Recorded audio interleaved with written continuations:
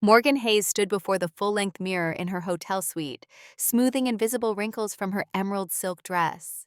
The fabric whispered against her skin, its cost equivalent to a month's rent in the apartment she once shared with 3 roommates during her darkest days. Her reflection revealed a woman transformed by time and tenacity. Sleek chestnut hair framing determined eyes, a posture that commanded respect without asking permission. Yet beneath that polished veneer, her stomach churned with the familiar acid of anxiety she thought she'd conquered years ago. The Cartier watch on her wrist, a gift from Ethan on their 5th anniversary, ticked away the minutes before they would need to descend to the Evergreen Resort's grand ballroom. 5 floors below, her sister's wedding reception waited like an elegant ambush. Allison Hayes, a name Morgan had trained herself not to say aloud for 11 years. Mom, is this thing supposed to choke me? Noah's reflection appeared behind hers, small fingers tugging at his bow tie. At 7, he was a miniature version of his father, with Morgan's stubborn determination etched into the set of his jaw. His dark eyes, wise beyond their years, studied her face with unnerving perception. "You look worried," he said, abandoning the bow tie to slip his hand into hers. "Is it because of the people downstairs?" Morgan knelt to his level, adjusting the offending tie with practiced hands. "Just a little nervous, buddy. Sometimes grown-ups feel that way about seeing people they haven't seen in a long time. Like when I'm nervous about the first day back at school after summer." Noah asked, his expression serious. "Something like that?" Morgan smiled, wondering when her son had become so perceptive. "Just for a little while, then swimming pool time. Remember our deal? Good behavior now, cannonballs later." Noah's smile returned, revealing the gap where his front tooth had been just last week. Ethan emerged from the bathroom, his surgeon's hand securing his cufflinks with precision. His eyes met hers across the room, seeing past her careful composure to the turmoil beneath. After 8 years of marriage, he could read her like the medical journals stacked on his nightstand. "Second thoughts?" he asked quietly, as Noah wandered to the window, pressing his nose against the glass, to watch Boston's skyline glitter against the approaching dusk. Morgan exhaled slowly. 11th thoughts, more like. I keep asking myself why I accepted the invitation in the first place. "Because you needed closure," Ethan said, his voice low enough that Noah couldn't hear. "And because you've spent 11 years building a life they said you couldn't have. There's power in that." Her fingers traced the embossed lettering on the wedding invitation sitting on the dresser, Connor Whitfield and Allison Hayes. When Connor's assistant had called Novaris Health 3 months ago, explaining that Dr. Whitfield wanted to personally invite the CEO to his wedding, Morgan had nearly declined without explanation.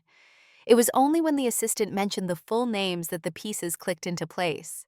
Connor Whitfield, the rising star cardiologist, was marrying her sister. "Ready?"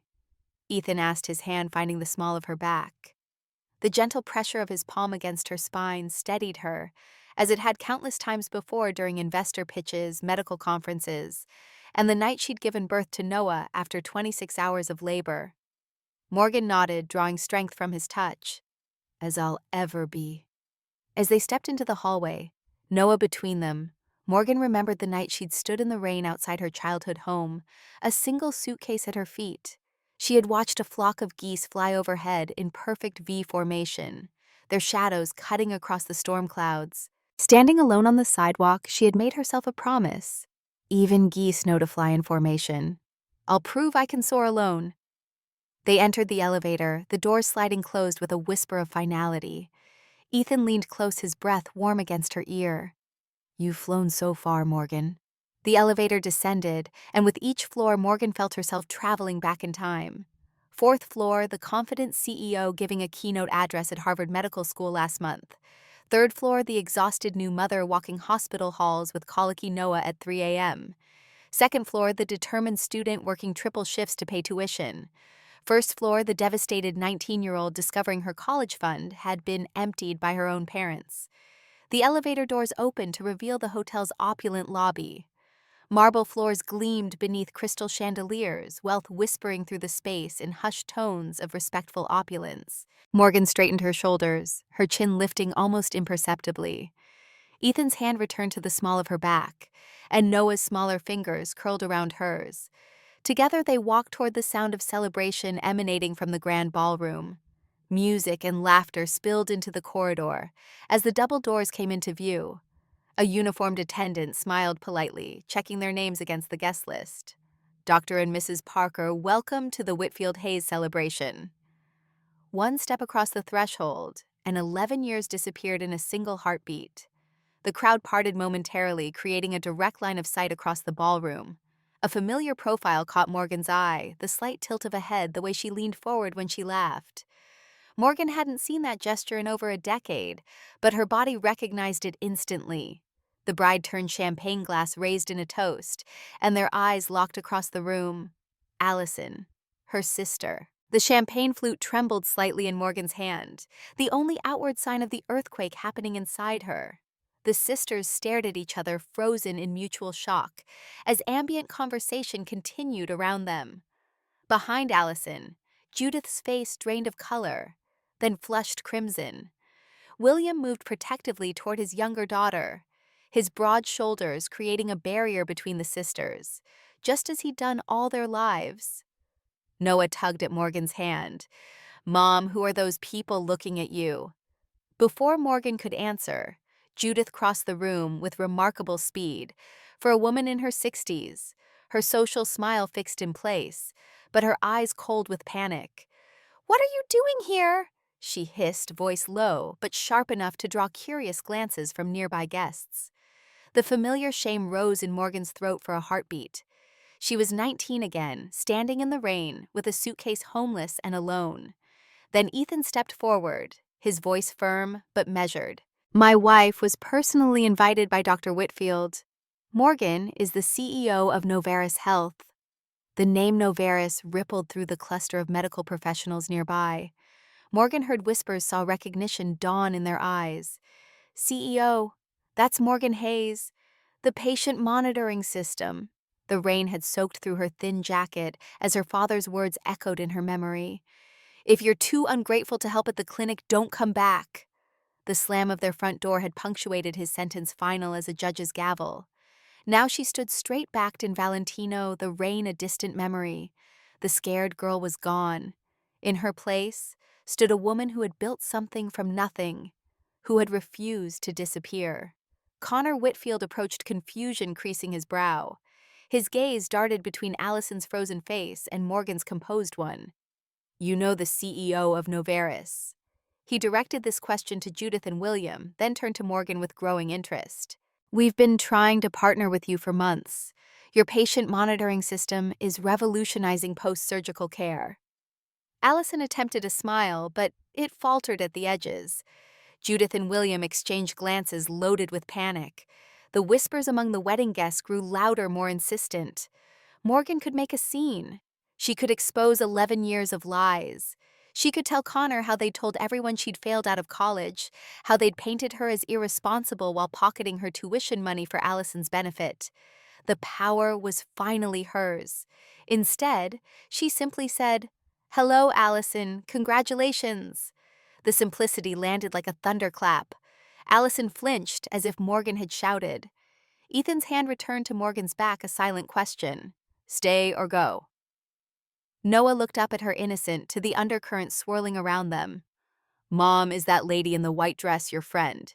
he asked, voice carrying in the sudden lull of conversation. Connor's gaze sharpened. He looked between Allison and Morgan, his new bride, and the stranger who clearly wasn't a stranger. "Allison," his voice carried confusion and the first notes of suspicion. "I thought you said your sister was—" His voice trailed off, the unfinished sentence hanging between them. Allison's eyes darted frantically between her new husband and her parents. For the first time in Morgan's life, she watched her sister struggle for words. "Sister." Connor repeated the syllables, landing like stones in still water. William stepped forward, hand extended toward Connor, voice jovial but strained. "Let's rejoin your family, son. I'm sure they're looking for you both." Connor ignored his father-in-law's outstretched hand, his attention fixed on Morgan. "You're Allison's sister. The CEO of Noveris Health is your sister," he asked, his wife, voice incredulous. The silence stretched, each second expanding to fill the space between heartbeats. Morgan stood perfectly still, years of boardroom negotiations, having taught her the power of silence. Let them fill it. Let them stumble. I need to speak with you, Connor finally said to Morgan. Privately, he turned to Allison. Both of you have some explaining to do, but first, I need to understand what's happening here. Ethan leaned close to Morgan's ear. We can leave if you want. Just say the word. Morgan shook her head slightly. I need to see this through. Connor led them to a small alcove at the edge of the ballroom, 2 plush chairs, a small table between them. The muted lighting cast shadows across his face, highlighting the sharp angles of confusion etched there. Ethan positioned himself nearby, giving them space while staying within sight. Noah went with him, distracted by the promise of appetizers from a passing server. I apologize for the awkwardness. Connor began, straightening his bow tie. His words trailed off, uncertain how to frame the chasm of questions between them. You didn't know Allison had a sister? Morgan finished for him, keeping her voice neutral. Connor's eyes widened. She mentioned a sister once, but said you dropped out of college after a semester, that you couldn't handle the pressure and disappeared. The old wound throbbed, but Morgan didn't flinch. I graduated summa cum laude, she said simply, while working 3 jobs. 3 jobs? Connor's brow furrowed.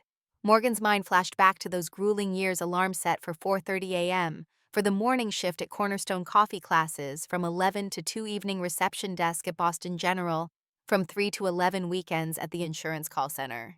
The bone-deep exhaustion, falling asleep over textbooks, the relentless push forward. Mornings at a coffee shop, evenings at the hospital reception desk, weekends at a call center, she recounted. I put myself through school part-time, no family support. Each word landed like a stone between them, ripples spreading outward. Connor's expression shifted from confusion to calculation, the surgeon's analytical mind reassessing everything he thought he knew. Stanford, he asked, naming his alma mater. Morgan shook her head. Community college first, then state university. I couldn't afford Stanford after I discovered my college fund had been... She paused, choosing her words carefully. Reallocated to Allison's education. He concluded, the pieces clicking into place. The ballroom around them blurred as memories surfaced. Sleeping on Sarah's lumpy couch for 6 months. Showering at the YWCA when Jamie's boyfriend kicked her out. Eating ramen for weeks straight to save for textbooks. The humiliation of asking professors for extensions because she couldn't stay awake after triple shifts. The hospital where I worked reception, Morgan continued. That's where I met Ethan.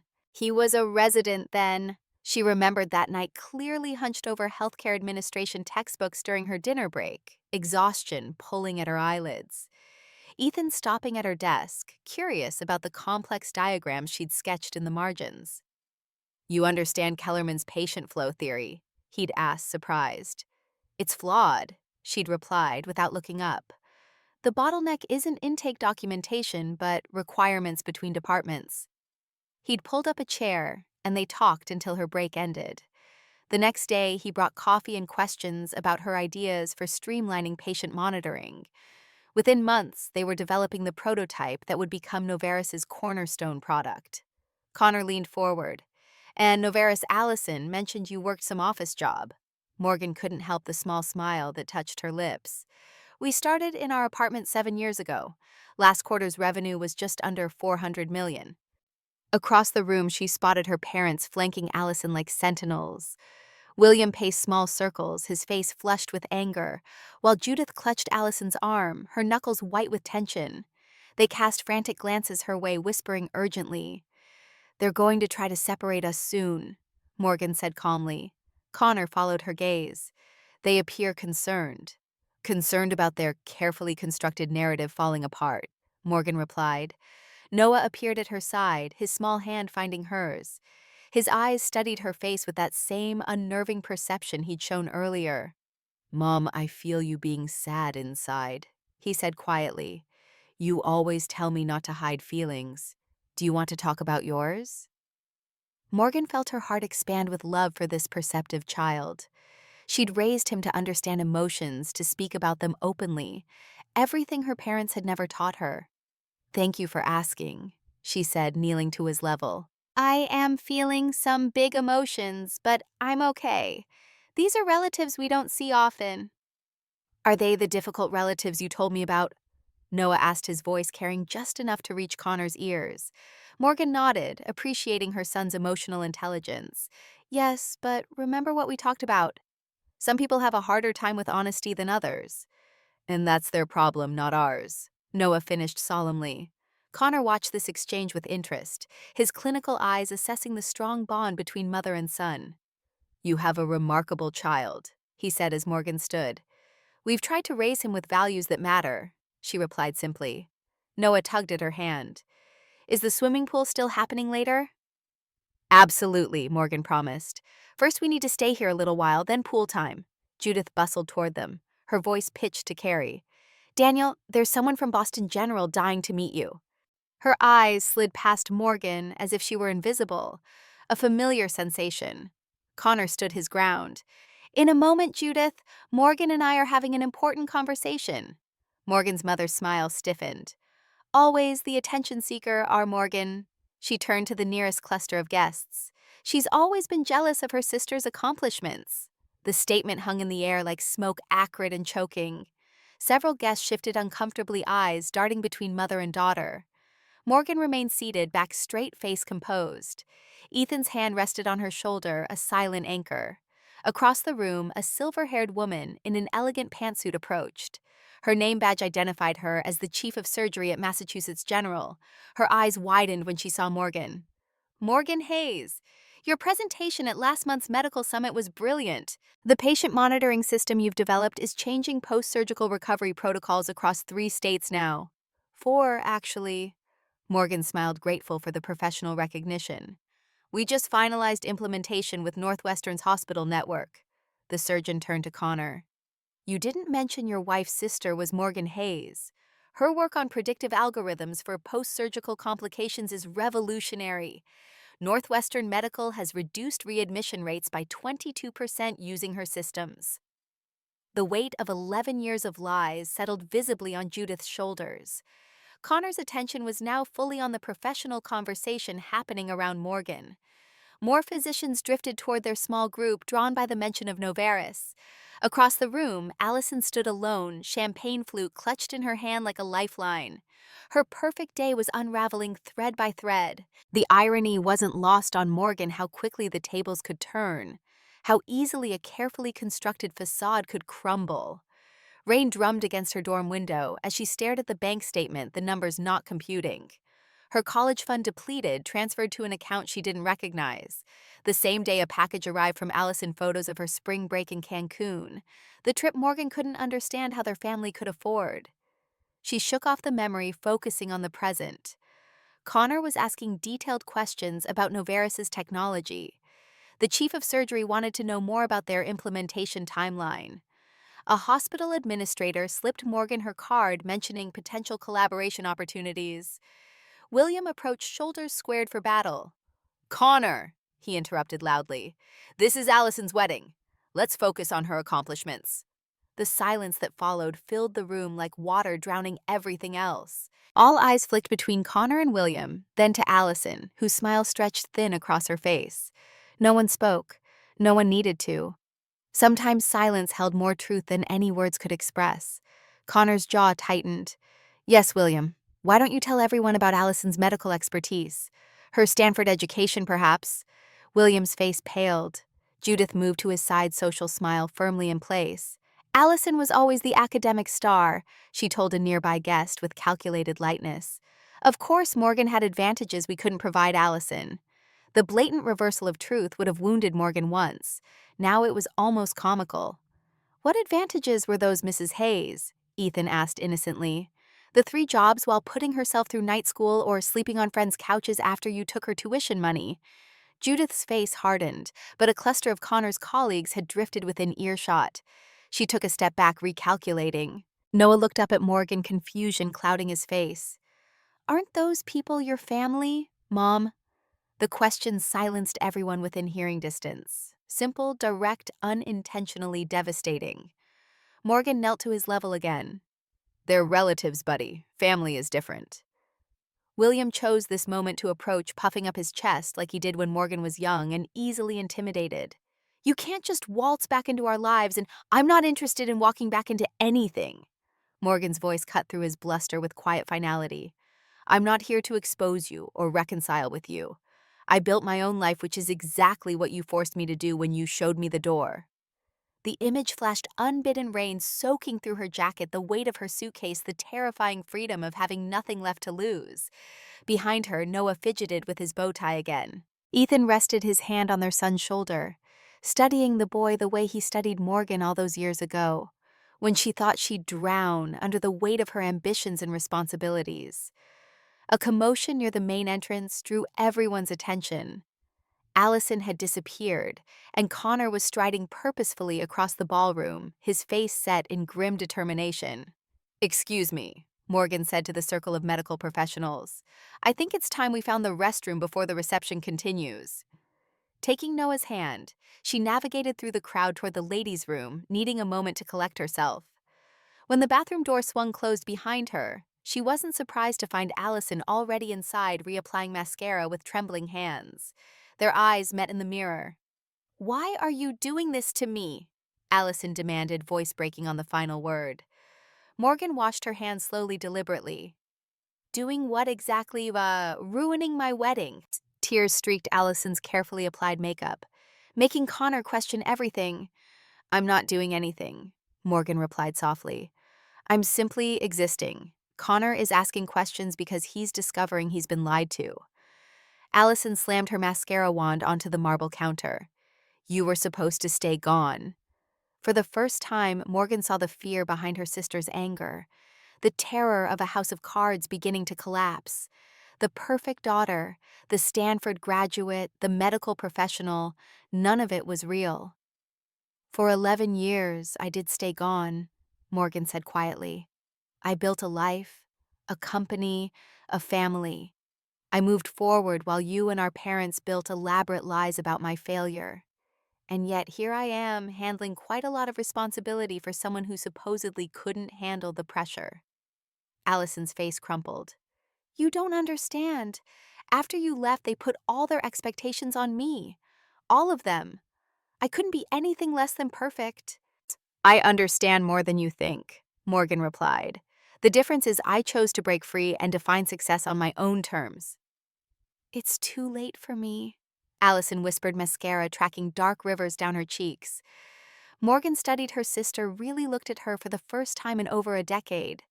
Beneath the designer dress and perfect makeup, she saw a frightened woman trapped in a prison of expectations and lies. It's never too late to start telling the truth, Morgan said, turning toward the door. But I'll warn you, it's harder than living the lie. Much harder. And infinitely more worth it. When Morgan emerged from the bathroom, her composure was intact.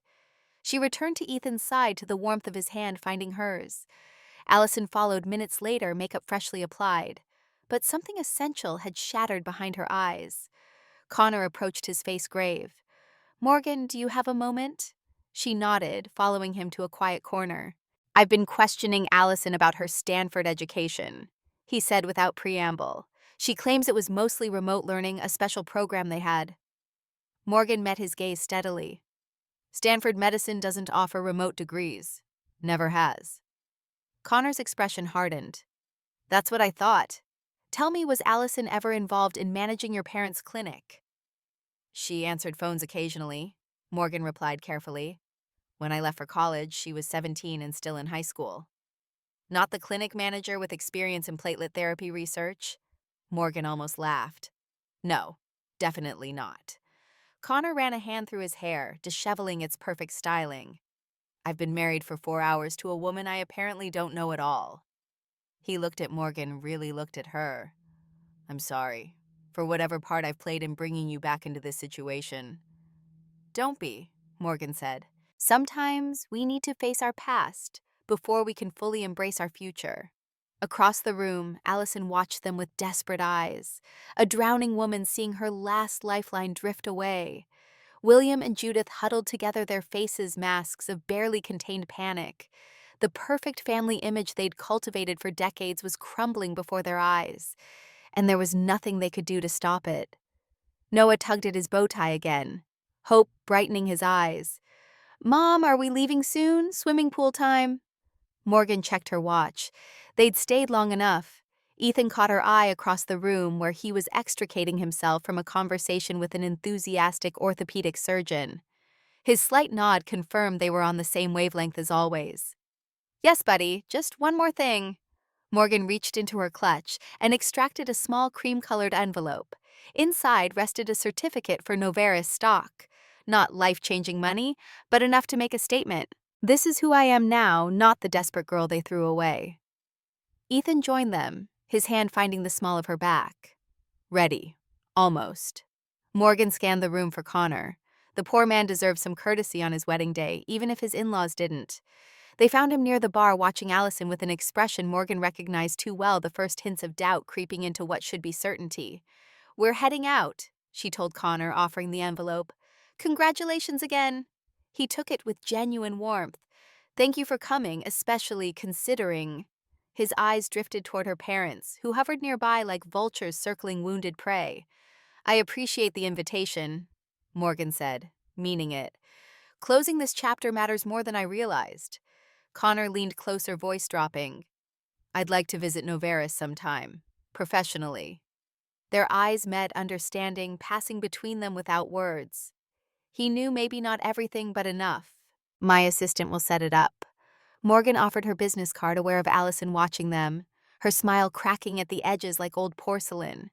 Judith glided toward them, social armor firmly in place.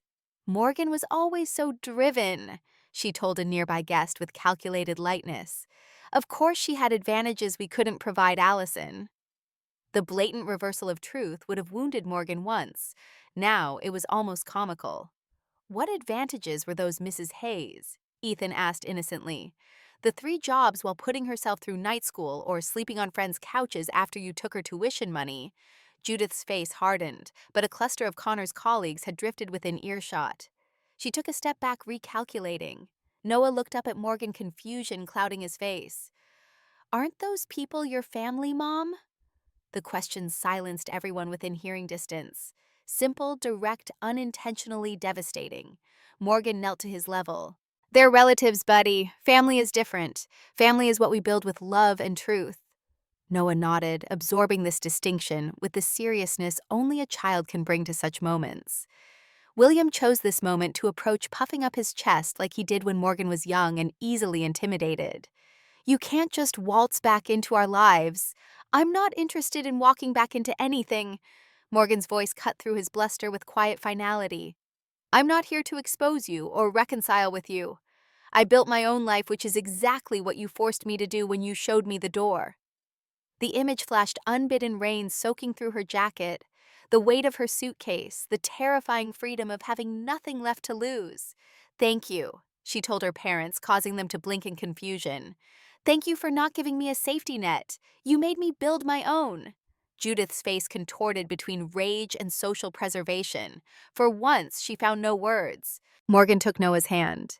Ethan fell into step beside them as they made their exit. Unhurried, dignified, complete. No dramatic declarations, no tearful scenes, just the quiet power of walking away whole.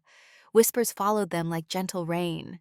But unlike that night 11 years ago, they didn't touch her. She'd built an umbrella of accomplishment that shielded her from their storms.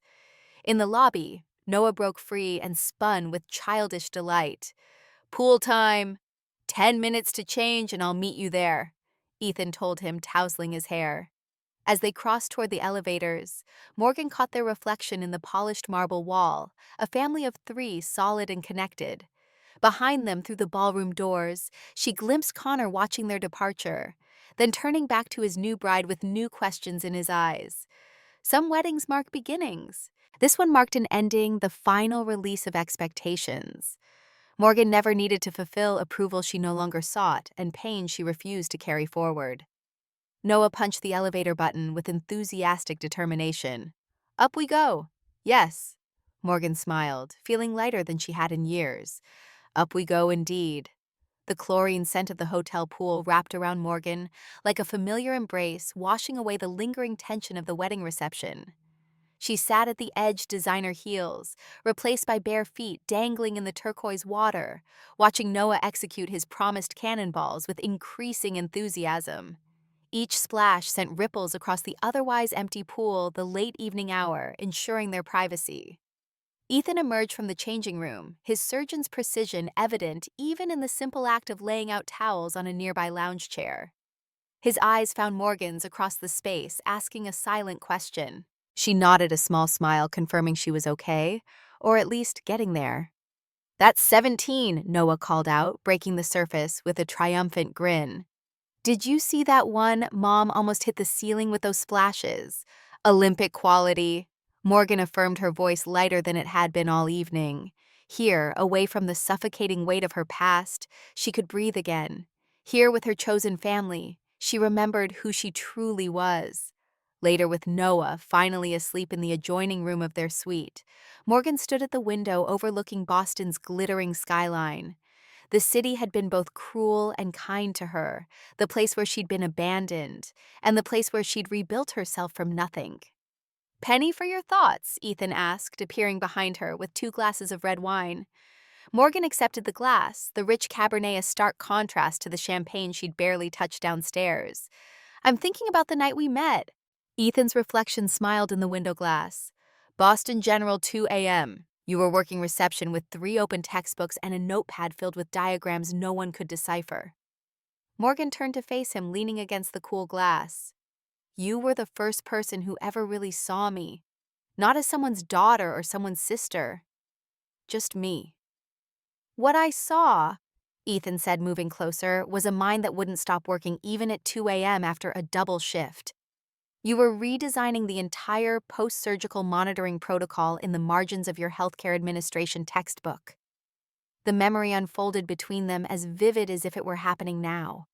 Morgan exhausted at the reception desk minutes from the end of her shift, rain pounding against the emergency room windows as she sketched diagrams for a more efficient patient monitoring system.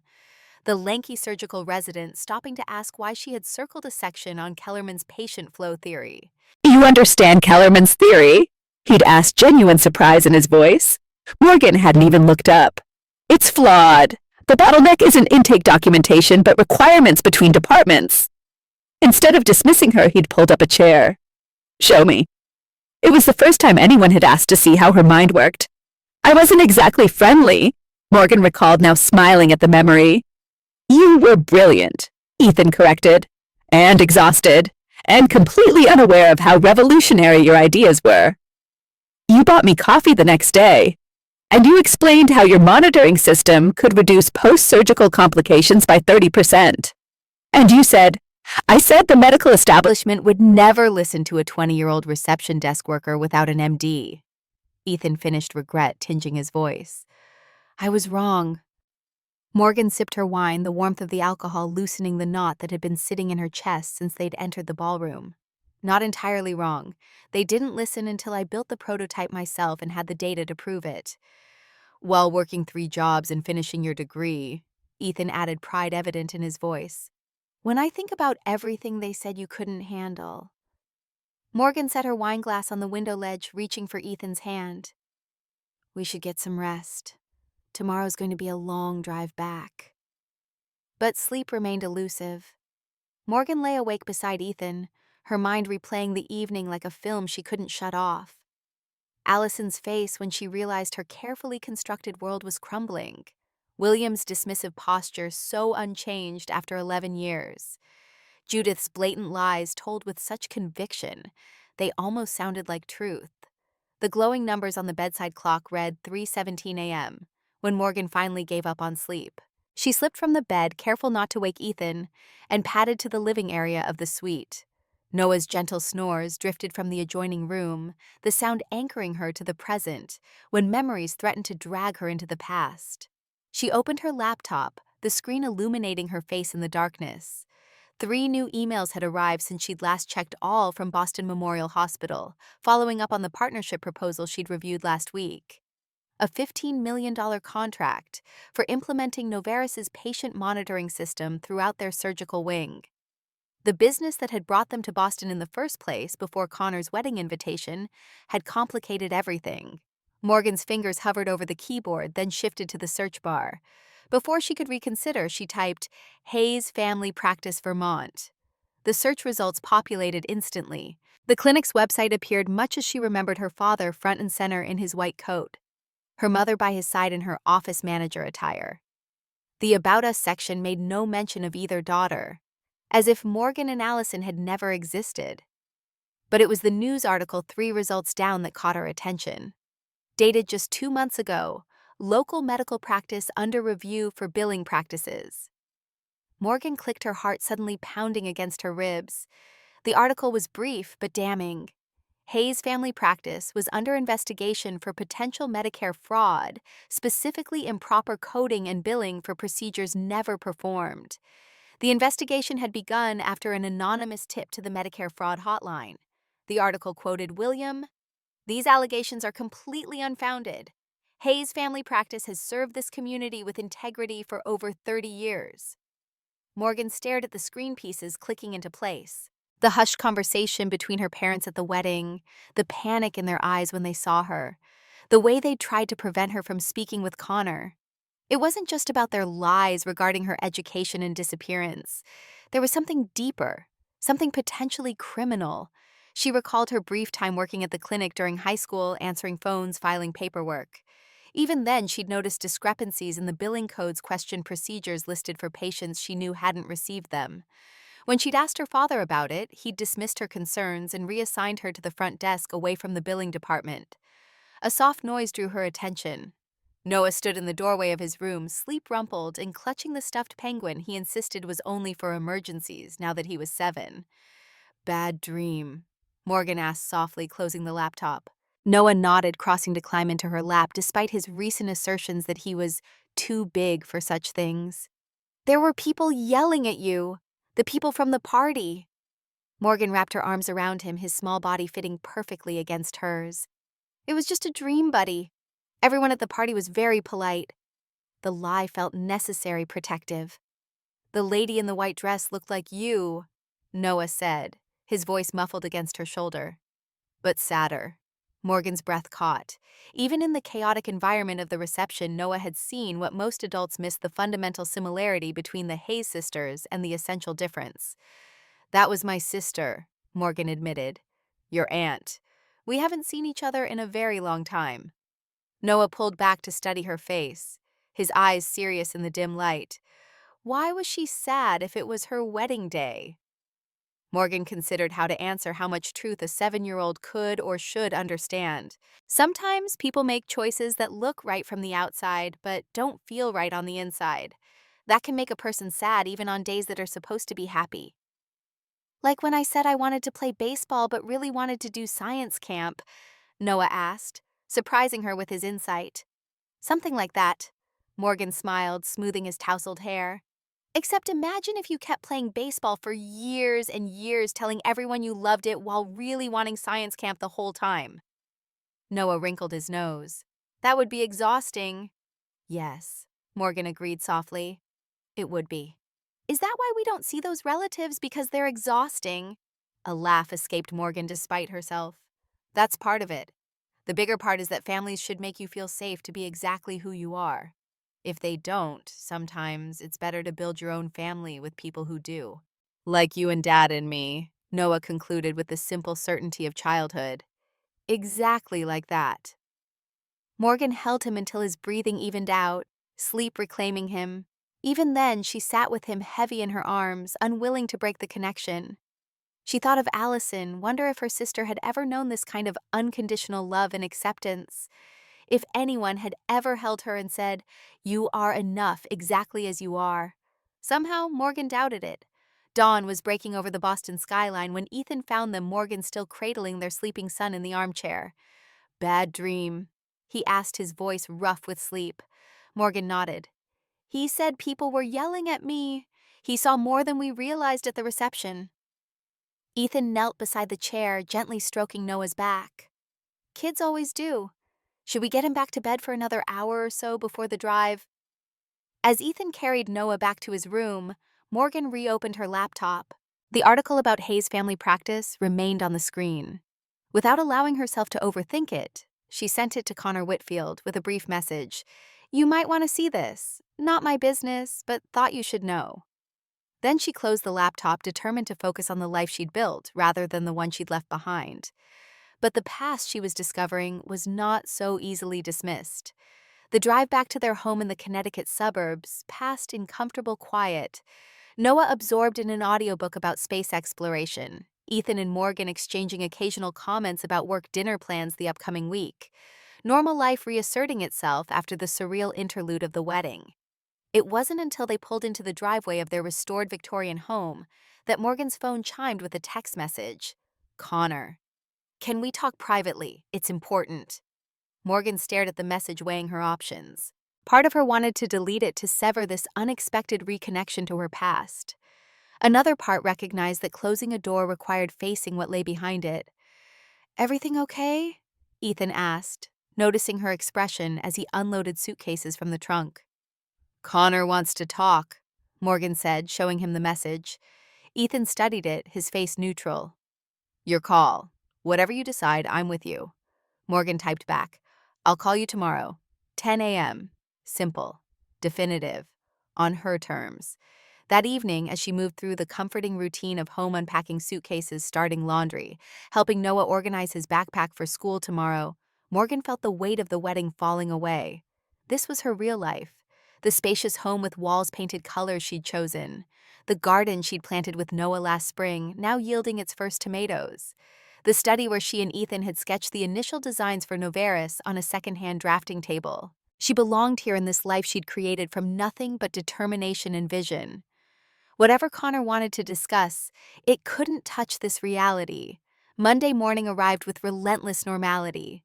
Ethan left early for a surgery scheduled at Hartford Hospital.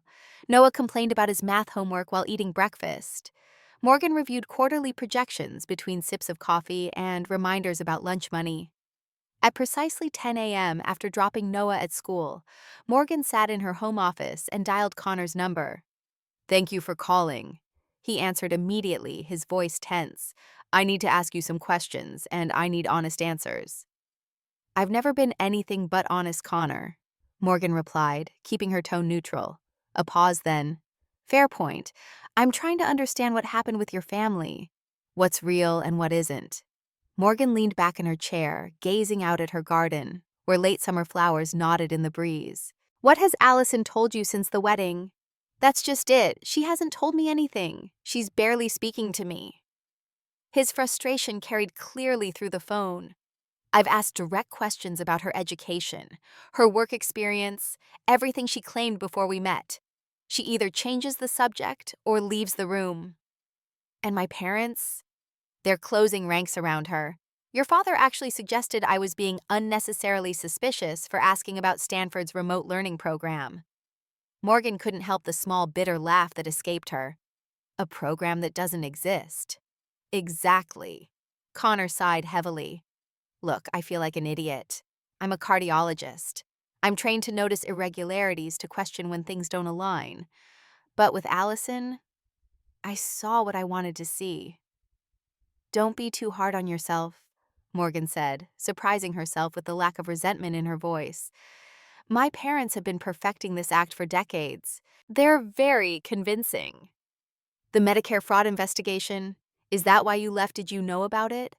Morgan stood, moving to the window. No, that article was news to me too, but it doesn't surprise me. When I worked at the clinic in high school, I noticed discrepancies in billing.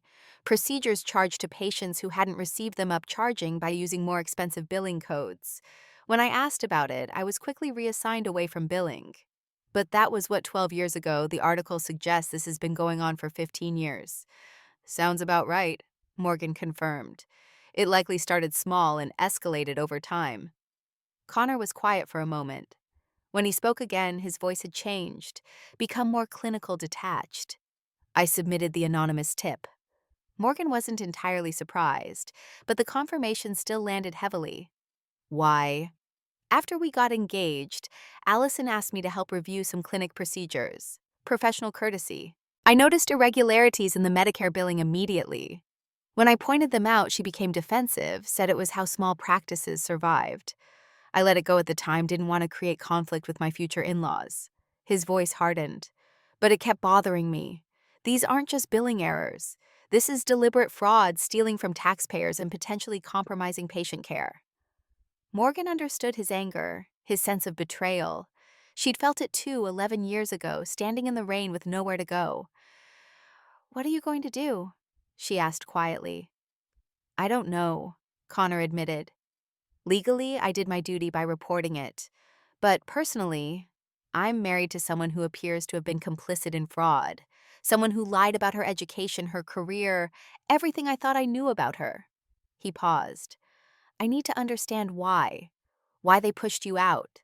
Why they created this elaborate fiction about Allison. I need to make sense of it." Morgan closed her eyes, the familiar ache of rejection squeezing her chest. "I wish I could give you answers, Connor. I've asked myself the same questions for 11 years. Would you be willing to talk about this in person?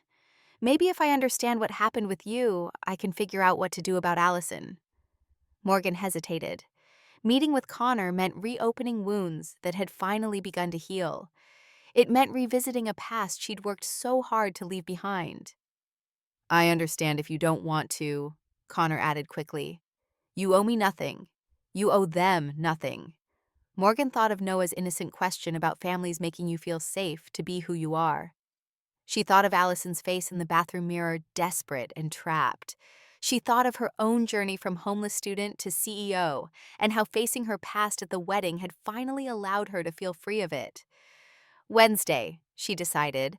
"I have meetings in Boston. We can meet for lunch." After ending the call, Morgan sat motionless, absorbing the implications of what she'd agreed to. Ethan would understand, but would he worry? Would he see this as Morgan being pulled back into the vortex of her family's dysfunction? She picked up her phone again, texting him. "Connor called. Medicare fraud investigation is real. Meeting him Wednesday in Boston to talk. Don't worry, this is closure, not reopening." Ethan's reply came almost immediately. "I trust you. Love you. Call if you need me." 4 simple sentences that encapsulated why their relationship worked: trust, support, independence, connection. Morgan turned to her computer, determined to focus on work for the rest of the morning. The Novartis monitoring system was being considered for implementation by 3 more major hospital networks. The algorithm she developed for predicting post-surgical complications was showing even better results than initially projected. This was her reality, now innovation success impact. Yet throughout the day, her thoughts kept drifting back to the article about Hayes' family practice, to the conversation with Connor, to Allison trapped in a web of lies not entirely of her own making.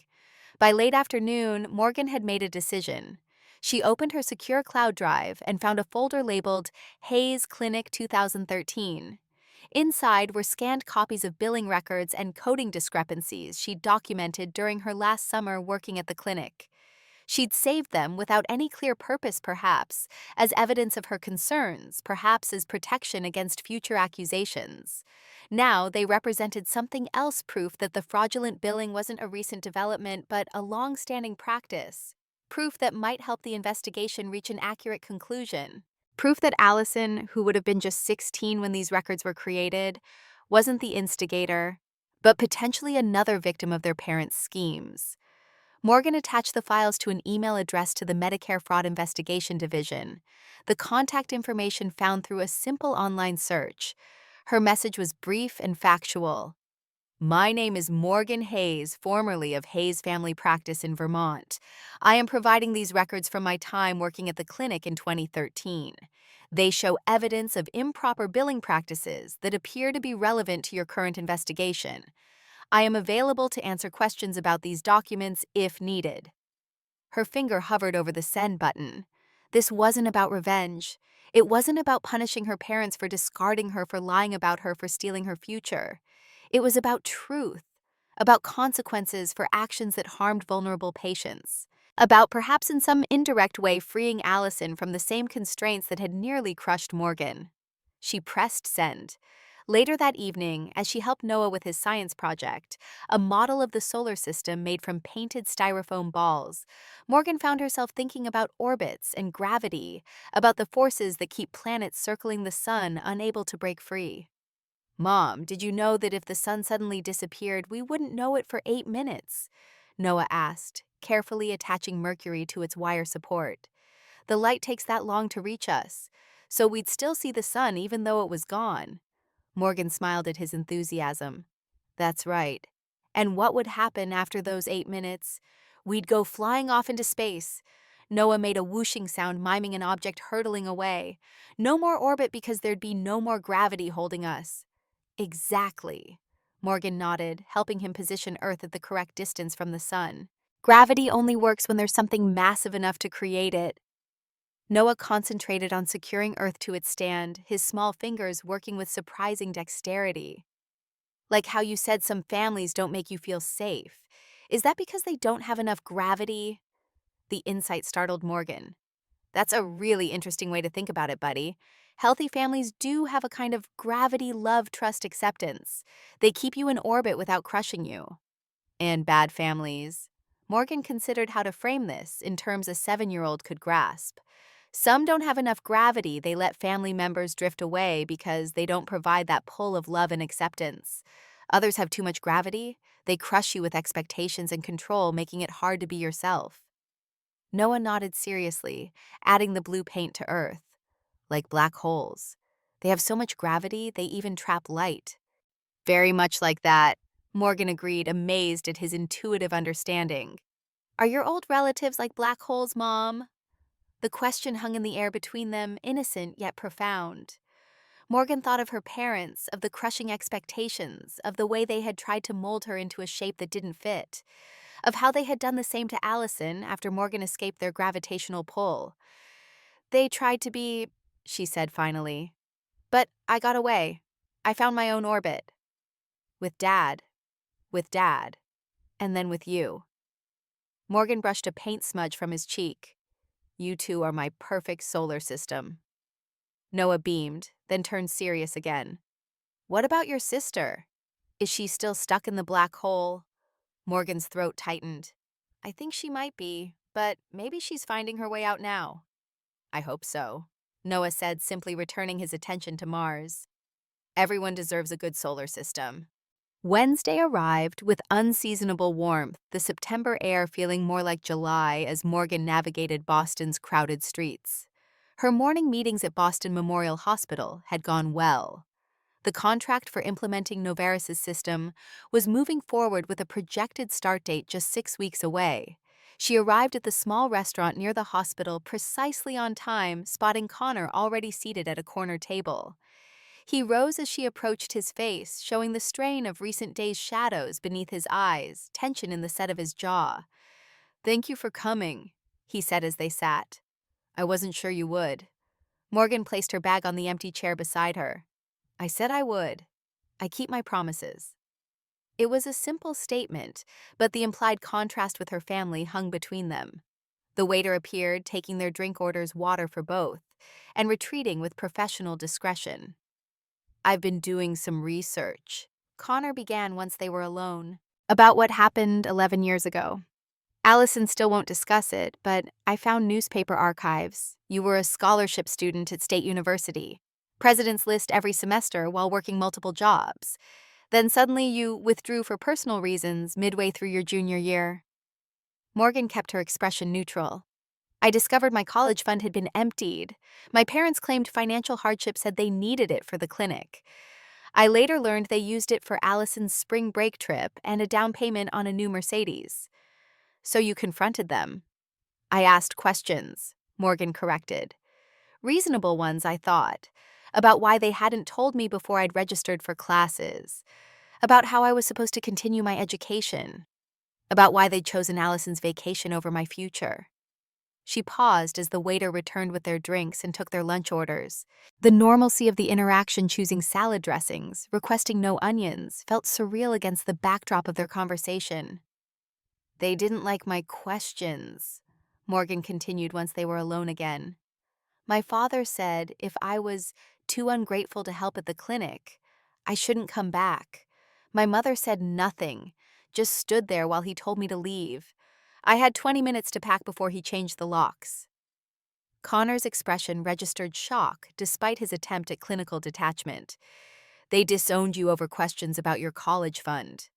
Morgan shrugged the gesture, belying the years of pain behind it. In retrospect, I think they were already engaged in Medicare fraud by then. My questions about finances likely felt threatening. Easier to remove me than risk exposure. And Allison was 17, still in high school. I tried to call her after I left, but she wouldn't speak to me. Eventually, her number changed. Morgan took a sip of water, using the moment to compose herself. I didn't know until the wedding that they'd told everyone I'd failed out of college, that I couldn't handle the pressure and disappeared. Connor shook his head, disbelief evident.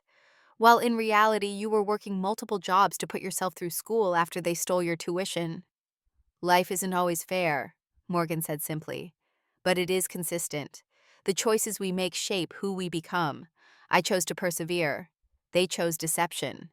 And Allison, Morgan considered this trying to be fair, despite the hurt. Allison was caught in the middle. 17 depended on them watching what happened when I challenged the narrative. Can you blame her for playing the role they assigned? She maintained that role well into adulthood, Connor pointed out. She lied to me about her education, her career, everything. Yes, Morgan acknowledged, and that's on her. But the foundation was laid long before she met you. Their food arrived, the conversation pausing as plates were arranged. Pepper offered the waiter, ensuring everything was satisfactory. Morgan found she had little appetite despite ordering her favorite salad. I sent documentation to the Medicare fraud investigators, she said once they were alone again. Billing records from my time at the clinic showing the fraud goes back at least to 2013. Connor's eyebrows rose. You kept records? I sensed something was wrong even then. Saved copies as protection, though I never thought I'd use them. Morgan pushed a tomato around her plate. I'm not doing it for revenge. The fraud hurt vulnerable patients. It's about accountability, not punishment. Connor nodded slowly. I understand. I've been struggling with what to do about Allison. Whether to try to salvage something from this marriage or cut your losses, Morgan supplied when he trailed off. That sounds harsh, but accurate. Morgan set down her fork.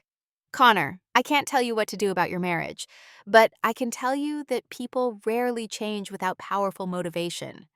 Allison has spent her entire life being who our parents wanted her to be. That doesn't vanish overnight. Even with the clinic under investigation, with the lies exposed. Morgan thought of Allison's face in the bathroom mirror, the desperation in her eyes. Especially then, fear is a powerful motivator to cling to what you know, even when what you know is destroying you. Connor was quiet for a long moment, pushing food around his plate without eating. I keep thinking about something you said at the wedding, that you built your own life, which is exactly what they forced you to do when they showed you the door. It's true. You turned abandonment into strength, built a company, a family, a life most people would envy. He looked up, meeting her eyes directly. What made the difference? Why didn't you break? The question caught Morgan off guard. She'd asked herself the same thing many times over the years. Why had she survived, even thrived after being discarded? What core of resilience had allowed her to transform rejection into determination? I stopped trying to earn love that wasn't freely given, she said finally. I stopped measuring my worth by their standards, and I started building a life based on my values, not theirs. It sounds simple when you put it that way. It wasn't simple at all, Morgan admitted. There were nights I cried myself to sleep on friends' couches, days I worked 20 hours straight and still couldn't afford textbooks, moments I nearly gave up. She paused, remembering the darkest time when she'd stood at the edge of Boston Harbor in January, wondering if the frigid water would feel like peace. But each small victory built on the last. Each challenge overcome made the next one easier to face. And Ethan, a genuine smile touched Morgan's lips. Ethan saw me when I was invisible to everyone else, not as a charity case or a project, but as a mind, a person with value. She traced a pattern in the condensation on her water glass. He didn't rescue me. I was already rescuing myself when we met, but he became my partner in building something neither of us could have created alone. Connor's phone chimed with an incoming text. He glanced at it, his expression darkening. Allison, asking when I'll be home. And will you? Morgan asked quietly. Go home. Connor pocketed the phone without responding to the message. I don't know. Home is supposed to be where you can be authentic, where you don't have to pretend. I'm not sure I have that with her. You deserve it, Morgan said simply. Everyone does. As they prepared to leave the restaurant, Connor hesitated. There's something else you should know. Your father approached me about investing in the clinic, just after the engagement before I discovered the billing issues. He wanted capital to expand services. I nearly agreed, wanting to impress my future father-in-law. Morgan felt a chill despite the warm day. That would have made you potentially liable when the fraud was discovered. Exactly. I think that was the point, to bind me so tightly to the family that I couldn't expose them without implicating myself. Connor shook his head. It's calculating, almost sociopathic. It's who they are, Morgan said, the knowledge settling like a stone in her stomach. They use people. They create narratives that benefit them regardless of the truth. They discard anyone who threatens those narratives. Outside the restaurant, they paused on the sidewalk, the September sun warming the concrete beneath their feet. Morgan checked her watch. She had 40 minutes before her next meeting, enough time to walk the 6 blocks back to Boston Memorial. Thank you, Connor said suddenly, for meeting me, for being honest. It's clarified some things. Morgan nodded, understanding the weight of decisions he now faced. Whatever you choose, Connor, choose it for yourself. Not to please others, not to maintain appearances. That path leads nowhere worth going. He extended his hand, the gesture formal but sincere. I wish we'd met under different circumstances. In another life, Morgan agreed, shaking his hand. As she walked away, Morgan felt a curious lightness. The conversation had been difficult, dredging up painful memories and resentments she'd thought long buried. Yet rather than draining her, it had somehow replenished something essential. Perhaps it was the simple act of speaking her truth without apology or justification. Perhaps it was the validation of having someone finally hear that truth and believe it.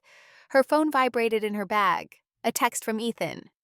How did it go? She typed back. Better than expected. Telling the truth feels right even when it hurts. His response came immediately. Proud of you. Always. Morgan smiled, slipping the phone back into her bag. The sun warmed her shoulders as she walked her stride purposeful. Behind her lay the remnants of a past she hadn't chosen. Before her stretched a future she was still creating, one decision one day, one truth at a time. Sunlight angled through the floor-to-ceiling windows of Morgan's office, casting long shadows across the polished concrete floors of Noveris headquarters.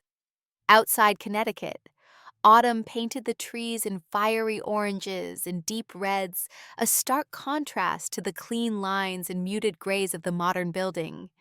1 month had passed since the wedding, but the memory still lurked in corners of her mind like a half-forgotten dream. Morgan scanned the partnership proposal from Boston Memorial spread across her desk. The contract worth 8 figures lay ready for her signature, the culmination of years of work. Noveris's patient monitoring system had reduced post-surgical complications by 37% in their trial run.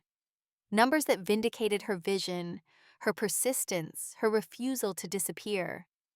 The intercom on her desk buzzed softly. Her assistant Julia's voice came through with professional clarity. Dr. James Harrison is here to see you. Morgan's pen stilled against paper. She hadn't spoken to Connor, no James, in this new reality since their lunch 4 weeks ago.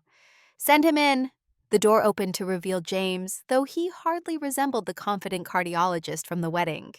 His shoulders curled forward, suit jacket wrinkled at the elbows, dark circles shadowing his eyes. Stress had carved new lines around his mouth in the mere weeks since she'd last seen him. Thank you for seeing me without an appointment, he said, standing awkwardly until Morgan gestured toward the chair opposite her desk. Coffee, she offered. He shook his head. I can't stay long. Morgan weighted experience, having taught her the power of silence. In boardrooms and negotiations, she'd learned that most people rush to fill quiet spaces with words often revealing more than they intended. I've consulted with a lawyer about annulment possibilities. James finally said, the words tumbling out like stones. Everything Rebecca told me was fabricated. She never attended Stanford. She never managed your parents' clinic. She's the receptionist. Morgan absorbed this without surprise. The lies had always been there waiting for someone to notice. "I'm sorry to hear that," she said, and meant it. "Your parents made her the face of their practice while they—" His voice trailed off as he ran a hand through disheveled hair. "The billing practices at their clinic. They've been charging Medicare for procedures never performed using outdated codes deliberately. Rebecca helped them do it." The revelation landed like a slap, not because it was shocking, but because it confirmed suspicions Morgan had buried years ago. "I didn't mean to drag you back into this," James continued, "but when I started investigating Rebecca's background, I found patterns, discrepancies. Your name kept appearing in old clinic records, then vanishing completely 11 years ago." The skyline beyond her window shimmered in early October sunlight. Morgan had built this view from nothing, while her family had built their lives on fabrications. "They used my college fund for Rebecca," she said simply. "When I confronted them, they told me I wasn't Stanford material anyway." James winced. "The irony is, you've achieved more without their support than Rebecca has with their every advantage." Morgan's intercom buzzed again. "Ms. Hayes, your 2 o'clock conference call with Northwestern Memorial is in 5 minutes. "Thank you, Julia. Please tell them I'll be a few minutes late." She returned her attention to James. "What will you do?" He straightened his shoulders. "File for annulment, cooperate with investigators, start over." He hesitated. "I came to apologize for my unwitting role in reconnecting you with your past, and to ask, do you plan to get involved in the investigation?" The question hung between them, heavy with implication. Morgan could destroy her family completely. One phone call from the CEO of Noveris to the Medicare fraud investigators would accelerate everything. "I've already provided the documentation I had from my time working there," she said finally. "Beyond that, I've built my life separate from theirs. I intend to keep it that way." Relief washed across his face. "Thank you for seeing me." After James left, Morgan stood at her window watching traffic flow 20 floors below. Her phone vibrated with a voicemail notification. Rebecca's number. The third this week. She hadn't listened to any of them. Nathan called as Morgan was gathering her things for the conference call. "You sound tired," he said immediately, the connection between them allowing no pretense. "James Harrison came to see me. The family clinic is under investigation for Medicare fraud." A pause. "Are you okay?" "Yes." The answer surprised her with its truth. "Are you going to get involved?" Morgan watched a red-tailed hawk circle the skyscrapers, riding thermals with effortless grace. "I was thinking about what you said last week about how my success is already their greatest punishment." "I stand by that," Nathan said. "But it's your choice." Morgan's computer chimed with an incoming email. An attorney representing the Medicare Fraud Investigation Division requesting her formal testimony. "They want me to testify," she told Nathan. "What will you do?" Morgan considered the question. Part of her wanted to delete the email, refuse the request, let whatever happened to them happen without her fingerprints anywhere near it. Another part remembered patients who trusted them. Elderly men and women whose Medicare benefits were stolen. "I'll answer their questions truthfully," she decided. "Nothing more, nothing less. Just the facts." "I'm proud of you," Nathan said. Morgan's phone buzzed again. Another voicemail from Rebecca. Her fourth today. The first one begged for money. The second threatened to tell Noah the truth about his mother.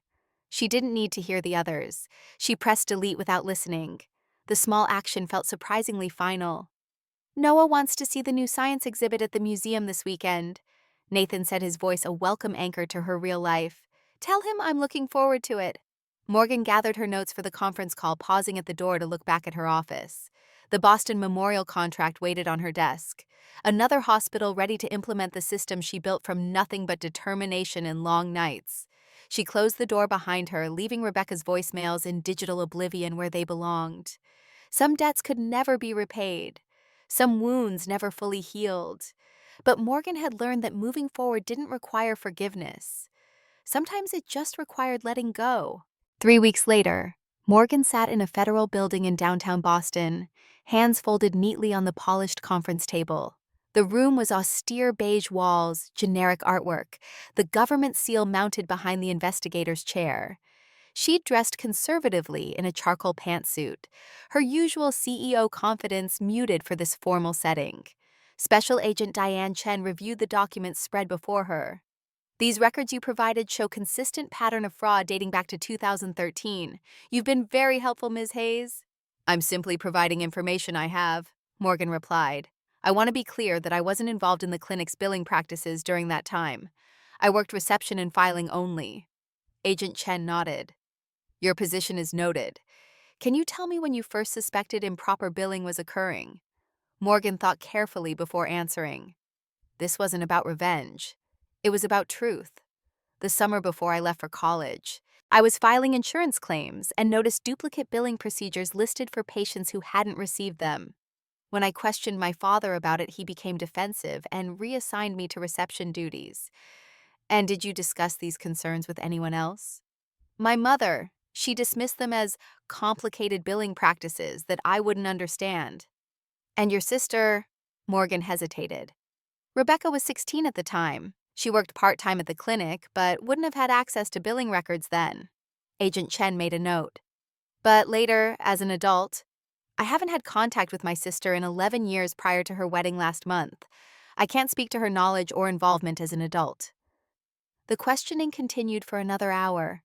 Morgan answered truthfully, but carefully providing facts without embellishment or accusation. When it was finally over, Agent Chen closed her folder and stood. Thank you for your cooperation, Ms. Hayes. Your testimony will be valuable to our case. Outside, Morgan took a deep breath of crisp autumn air. The weight of the past seemed lighter somehow. She had done what was right not to hurt her family, but to protect vulnerable patients and uphold her own integrity. Her phone chimed with a text from Nathan. How did it go? It's done, she replied simply. Heading to the airport now. Checking her watch, Morgan realized she had time to walk the 6 blocks to the waterfront before catching her flight home. The harbor had always been a place of reflection for her, especially during her hardest years in Boston. She found a bench overlooking the water, watching sailboats cut white paths across the blue surface. 11 years ago, she'd stood at the same harbor in January darkness, a homeless student with emptied bank accounts and nowhere to go. The frigid water had seemed almost welcoming, then a final escape from unbearable pain. She turned away from the water that night, choosing to fight instead of surrender. That choice had led to everything she now had. Novaris Nathan Noah, a life built on her terms. Her phone rang the screen, displaying a number she didn't recognize with a Vermont area code. Something made her answer rather than letting it go to voicemail. Morgan Hayes. A pause, then, It's Rebecca. Morgan's breath caught. She considered hanging up, but something in her sister's voice, a fragility she'd never heard before, made her stay on the line. What do you want, Rebecca? Another pause. The clinic closed last month. Not because of anything you did. Because of everything Mom and Dad did. The investigation found billing irregularities going back 15 years. Morgan said nothing, waiting. James left me. Rebecca continued, her voice small. He said he couldn't build a life with someone he couldn't trust. He was right. The admission hung in the air between them, 300 miles of physical distance compressed into the inches between Morgan's phone and her ear. I'm not writing to ask for money, Rebecca said, echoing the words from one of her deleted voicemails. I know better now.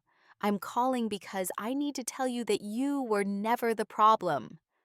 Morgan watched a seagull circle and dive, emerging from the water with something clutched in its beak. Success after patient observation. I was raised to believe your intelligence threatened mine, Rebecca continued when Morgan didn't respond. Your independence undermined my security. I believed them when they said cutting you off was necessary. Her voice broke. I was wrong. They were wrong. And I'm sorry. The simple words landed like stones in still water ripples expanding outward. Morgan had imagined this conversation countless times over the years, sometimes with shouting, sometimes with tears, occasionally with reconciliation. Never like this, with her sister's voice stripped of all pretense, raw, with the truth too late in coming. What will you do now? Morgan asked finally. Start over, Rebecca answered. Find out who I am when I'm not being who they wanted me to be. That's not an easy journey, Morgan said softly, remembering her own. I know, but I've seen it can be done. The unspoken by you hung in the air between them. Morgan watched the sailboats a moment longer, considering her next words carefully. The path forward isn't about them anymore, Rebecca. It's about you, what you want, who you want to become. I don't even know how to figure that out, Rebecca admitted. I've been playing a role so long I'm not sure what's underneath. Morgan thought of her own journey, the gradual unfolding of her authentic self, once freed from her parents' expectations, the discovery of strengths she hadn't known she possessed, the relief of finally removing the mask she'd worn for so long. It takes time, she said finally, and it's uncomfortable, but it's worth it. A silence stretched between them, not entirely uncomfortable. Morgan checked her watch. She needed to leave for the airport soon. I have to go, she said. Of course. Rebecca's voice held resignation. Thank you for answering. Morgan hesitated, then added, There's an entry-level position opening in Novaris's administrative department next month. Medical coding certification required. The implication was clear, not a handout, but an opportunity. Not forgiveness exactly, but a chance. I thank you. Rebecca managed surprise evident in her voice. Don't thank me yet, Morgan replied. It would be an actual job with actual expectations. No special treatment. I understand. Goodbye, Rebecca. Morgan ended the call, tucking the phone into her bag. The conversation left her feeling oddly light, as if something long constrained had finally been released. Not closure exactly, but perhaps the beginning of a new chapter. On the flight home, Morgan found herself thinking about second chances, about how some people deserved them and others did not, about how offering one to Rebecca didn't erase the past, but might create the possibility of a different future. She thought too about Noah, about the lesson she wanted to teach him regarding family and forgiveness and setting boundaries. Was offering Rebecca this opportunity a form of weakness, or was it strength? Would Noah see it as capitulation to those who had hurt his mother, or as evidence of her compassion and growth? The questions had no easy answers, but as the plane began its descent into Hartford, Morgan realized she was at peace with her decision. She would offer Rebecca a chance, nothing more, nothing less. What her sister did with that chance was entirely up to her. Home meant normalcy, routine, the steady rhythm of a life built on solid foundations. Noah's homework spread across the kitchen table. Nathan's medical journals stacked on the nightstand. The warmth of family dinner with stories about school projects and hospital rounds. The comfort of belonging exactly where she was. 2 weeks later, Morgan finalized the paperwork for the Hayes First Generation Medical Scholarship. Not named for her parents, but reclaiming her birth name for something better. 20 students without family support would receive full tuition and mentorship next fall. She signed the endowment documents with a sense of quiet satisfaction. This was how legacy should be built, not through lies and manipulation, but through creating opportunities for others. That evening, as autumn winds stripped the last leaves from the trees outside their home, Morgan knelt in their garden with Noah planting bulbs that would sleep beneath the winter snow and emerge in spring. Some plants need this cold to grow properly, she explained, showing him how to position the tulip bulbs. The freezing temperatures actually help them develop stronger roots. Like how you got stronger after those difficult relatives made you leave, Noah asked, his insight catching her off guard. Morgan paused, trowel in hand, soil cool against her fingers. What makes you say that? Noah shrugged carefully, covering a bulb with dirt. You told Dad you were glad they made you find your own way. And now you help other people find theirs, with your company and that new scholarship. Morgan smiled, amazed by his perception. At 7, he understood more than she'd realized. That's right. Sometimes the hardest experiences help us develop the strongest foundations. Will your sister get stronger too? Noah asked casually, reaching for another bulb. Now that she's having difficult times. Morgan hadn't told Noah about her conversation with Rebecca or the potential job opportunity. She'd mentioned only that the clinic had closed and his aunt was starting over. I hope so, she said carefully. It's her choice to make. Like how you chose to plant these even though winter's coming. Noah nodded at the freshly turned soil. Because you believe in spring. Morgan's throat tightened with emotion. Exactly like that buddy. Later that night, as Noah slept and Nathan reviewed patient files in the study, Morgan sat at her desk reviewing resumes for the administrative position opening the following month. Near the bottom of the stack was a newly arrived application. Rebecca Hayes. The resume was sparse receptionist at Hayes Family Practice for 10 years, high school education, currently enrolled in medical coding certification courses. Morgan set it aside, neither rejecting nor accepting it yet. Rebecca would need to qualify on her own merits interview, successfully prove herself capable. No special treatment is promised, but no prejudice either. A fair chance. Morgan could offer that much. The American Medical Technology Conference filled Chicago's largest convention center, with innovations from across the healthcare spectrum. Novartis's booth drew consistent attention, their reputation for revolutionizing post-surgical care preceding them. Morgan moved through the crowded exhibition hall with practiced ease, discussing implementation timelines with hospital administrators, explaining algorithm updates to medical specialists. During a break between presentations, she wandered toward the education pavilion, where smaller companies and organizations showcased training programs and certification courses. A flash of movement caught her eye, someone in pale blue scrubs near a display about medical coding certification. Rebecca, her hair pulled back in a simple ponytail. She listened intently to a speaker discussing entry-level medical coding opportunities. Gone was the polished bride in designer white.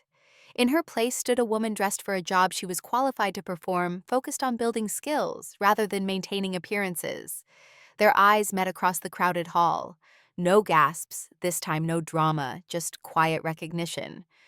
Rebecca clutched a folder, the Novartis internship application Morgan had emailed her like a lifeline. Morgan offered a small nod, not forgiveness exactly, but acknowledgement. Rebecca returned it, eyes bright with something that might be determination. They didn't approach each other. Some relationships needed distance to heal. Some needed time to transform into something new. Others were completed, not continued. That night in her Chicago hotel room, Morgan called home. Noah answered, eager to share news about the science project that had earned him an A+ and praise from his teacher. Dad helped with the technical stuff, he admitted. But the idea was all mine. I demonstrated how different environments affect plant growth. I used the tulip bulbs we planted and showed how they need the cold period to bloom properly in spring. That sounds impressive. Morgan smiled. I can't wait to see it when I get home. When will that be? Tomorrow evening. Just one more presentation in the morning. Good, Noah declared. I miss you. Dad's cooking is terrible. Morgan laughed, hearing Nathan's protest in the background. Tell Dad I love him anyway, terrible cooking and all. He knows, Noah said, with the confidence of a child raised in a home where love was expressed freely and often. We both do. After they hung up, Morgan stood at the window of her hotel room, looking out at Chicago's illuminated skyline. Her phone chimed with an email notification. The hiring committee had reviewed the first round of applications for the administrative position.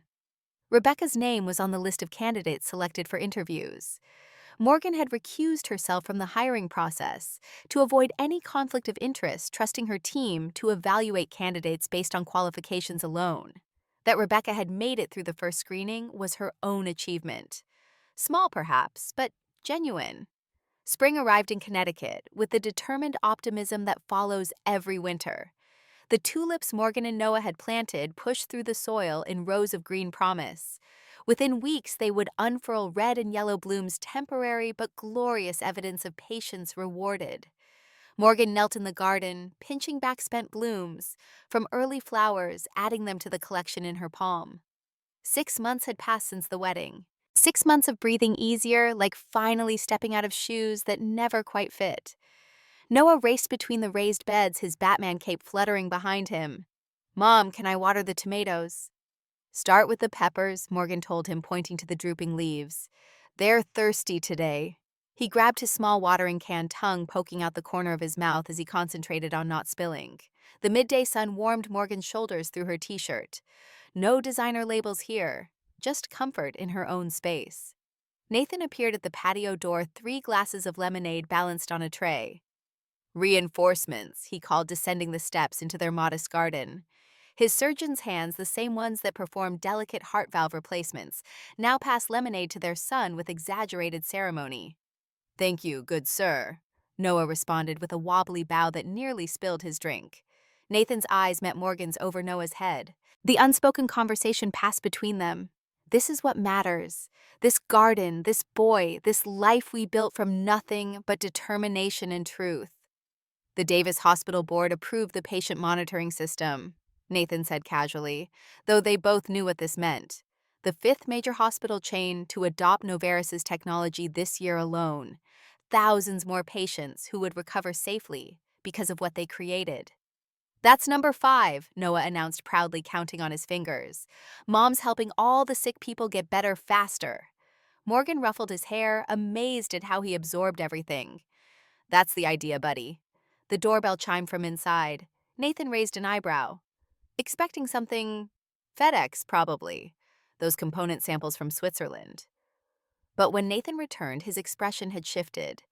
He held a large manila envelope, the return address visible even from where Morgan stood, Rebecca Hayes. Morgan's stomach tightened, the familiar knot she thought she'd finally untangled. I'll be in my office. The envelope sat on her desk for 17 minutes while she finished reviewing quarterly projections. Nathan leaned against the doorframe. Silent support. When Morgan finally slid it open, several items emerged. First, a formal letter on Novartis letterhead, the job offer Rebecca had received and apparently accepted starting next month in the administrative department. Morgan had known about this, but hadn't been involved in the final decision.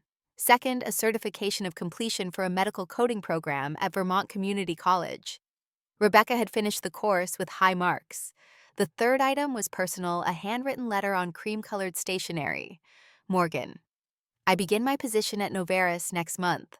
I want you to know I understand this opportunity comes with no special treatment or exceptions. I intend to earn my place there through hard work and integrity, qualities I've finally recognized in myself after seeing them so clearly in you.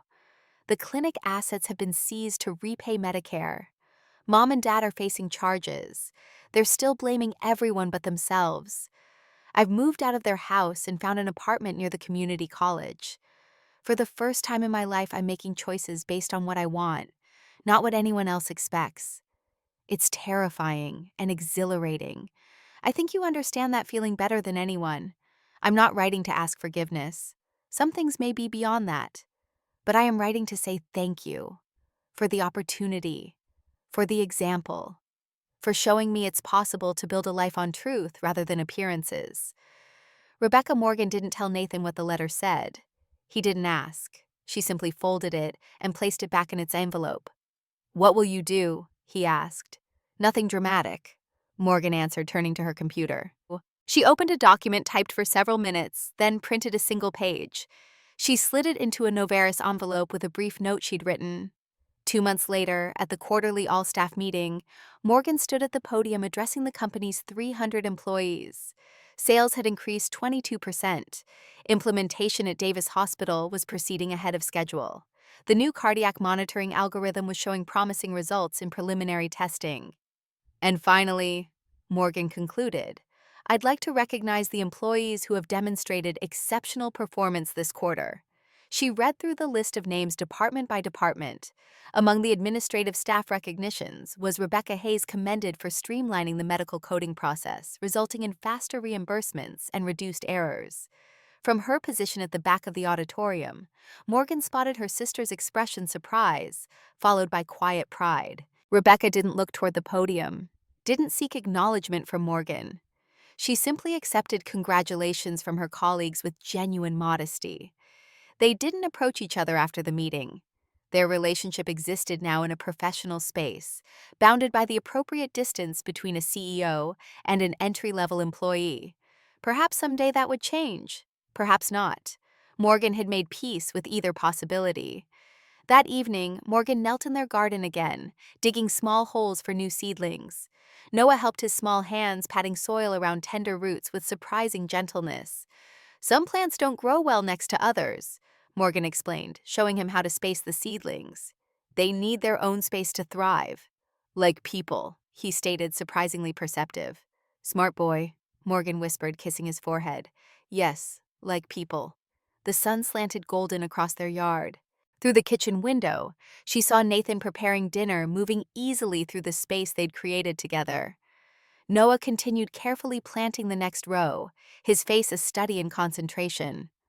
Mom, is Aunt Rebecca like a plant that needed different soil? He asked suddenly. Morgan paused, considering how to answer. In a way, she spent a long time trying to grow in the wrong conditions. And now she's finding her own garden, Morgan said simply. Noah nodded, satisfied with the explanation. I think she'll grow better now, just like these will. Morgan watched as he pressed another seed into the dark earth, covering it gently. Some roots you're given, she thought. Others you get to choose. The wisdom lay in knowing the difference, and in having the courage to cultivate what truly mattered.